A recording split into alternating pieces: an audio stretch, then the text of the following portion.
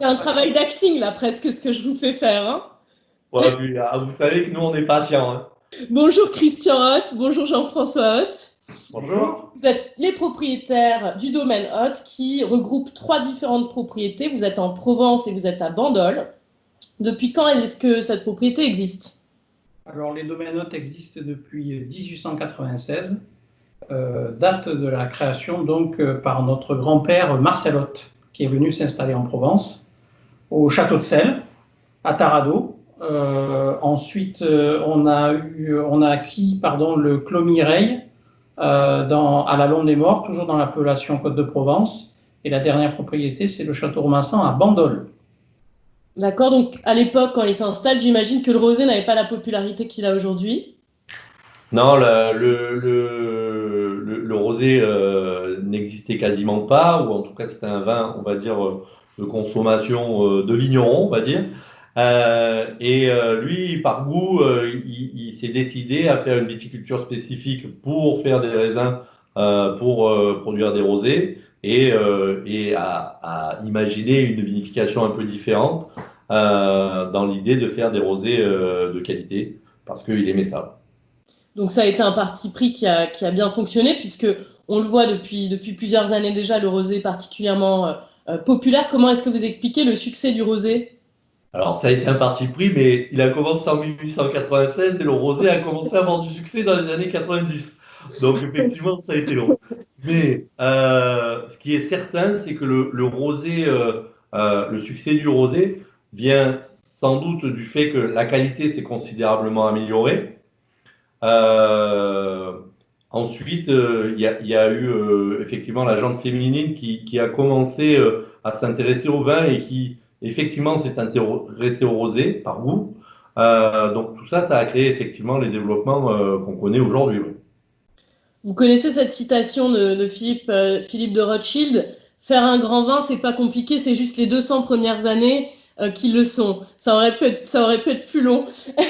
Donc effectivement, aujourd'hui c'est très populaire. On voit aussi que le marché américain a très soif de rosé. Et ils y accordent peut-être moins une saisonnalité que nous en Europe, où finalement, au moindre rayon de soleil, on se rue quand on le peut, en tout cas, ce qui n'est pas le cas en ce moment, aux terrasses des cafés pour boire les premiers verres de rosé. Euh, Est-ce que vous pensez effectivement que c'est le cas aux États-Unis, qu'il y a moins de cette saisonnalité liée au rosé? Effectivement, les Américains, ils choisissent les boissons qu'ils consomment en fonction du goût et c'est vrai que c'est un peu moins vrai qu'en France, même si en France, ça a tendance aussi à se lisser, notamment avec les stations de ski, etc. On commence à boire du rosé toute l'année. Mais c'est vrai qu'aux États-Unis, ça a très vite été le cas et c'est toujours le cas, effectivement. Ils ont une consommation plus lissée sur l'année, on va dire. Oui, moins stigmatisé. Et puis, on sent que ça arrive quand même un petit peu aussi en Europe, avec notamment les consommateurs les plus jeunes, les millennials, qui peut-être le consomment un peu plus toute l'année. Autre phénomène qu'on voit apparaître depuis quelques années, les rosés de luxe, entre guillemets, les grandes cuvées de rosé. Donc, Sacha Lichine a été un des pionniers dans ce domaine-là avec la cuvée Garus du château d'Esclans. Sur un autre terroir, Gérard Bertrand a fait aussi le Clos du Temple, qui se vend, bon, c'est plus de 150 euros. Et vous, aujourd'hui, donc vous avez, c'est tout neuf, c'est sorti la semaine dernière. Vous avez lancé Étoile, qui est aussi une cuvée haut de gamme. Est-ce que vous pourriez nous la présenter? Ce qu'on a voulu faire avec cette cuvée, c'est qu'on a, comme on vous le disait tout à l'heure, 3 propriétés et 3 typicités de terroir. Et ce qu'on recherchait, c'était vraiment pouvoir redonner cette typicité dans une cuvée. On voulait retrouver la gourmandise et le côté salin du Clos Mireille, la finesse du château de Celles, et tout cela enrobé par la structure du Bandol, du château Romassan. Donc, C'est vraiment... on peut le goûter ensemble. Donc, vous la commercialisez 120 euros. Oui. Ce qui est bon, ce qui est assez récent d'avoir des rosés qui atteignent ces prix-là, hein. Mais nous, concrètement, la cuvée étoile, c'est aussi on fait des rosés sur chacun de nos domaines. Donc, on a une cuvée de rosés sur chacun de nos domaines. L'idée, c'est vraiment de faire du rosé, enfin, de faire la qualité, les rosés de qualité par excellence.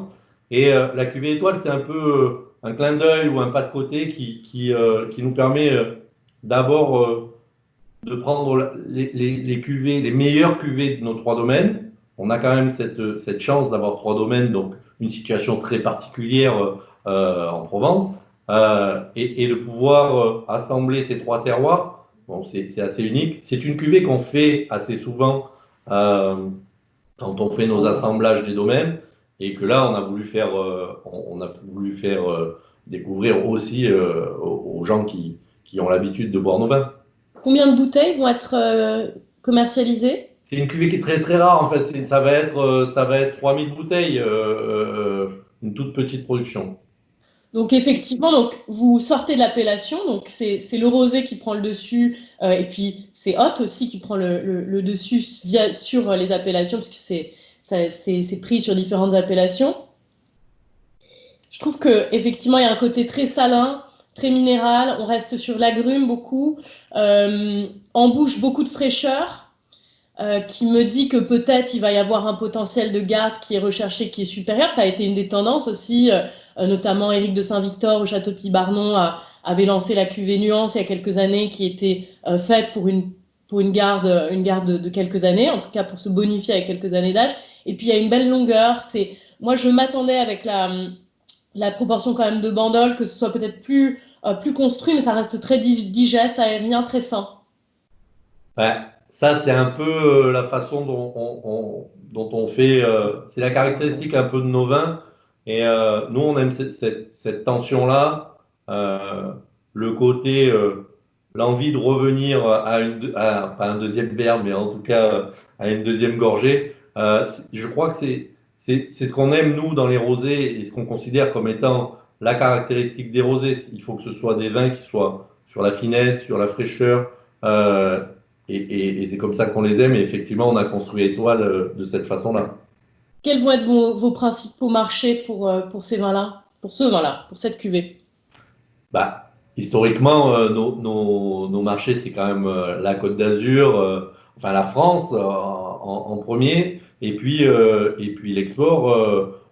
Évidemment, on en réserve un peu pour des marchés historiques, les États-Unis, la Suisse, l'Angleterre, la Grèce, voilà, des pays avec lesquels on travaille bien. Ok, écoutez, merci en tout cas. J'espère qu'on pourra en boire quelques verres sur la Côte d'Azur cet été, peut-être ensemble. Et puis, je vous remercie beaucoup et je souhaite beaucoup de succès avec cette nouvelle cuvée Étoile. Est-ce que vous envisagez peut-être de le faire un moment en rouge ou en blanc, en d'autres couleurs? En fait, on s'interdit à rien. L'idée d'Étoile, c'est une cuvée qu'on fait assez régulièrement pendant nos assemblages. C'est vrai qu'on peut imaginer demain de faire une cuvée Étoile en rouge ou une cuvée Étoile en blanc, avec des essais qu'on a l'habitude de faire ou qu'on mène régulièrement et qui pourraient être intéressants. Voilà, c'est aussi partager notre quotidien avec les gens qui consomment nos vins toute l'année.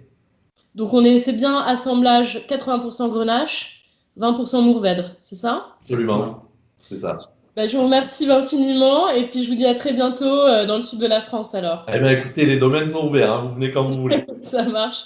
Merci. Merci. Au revoir. Au revoir.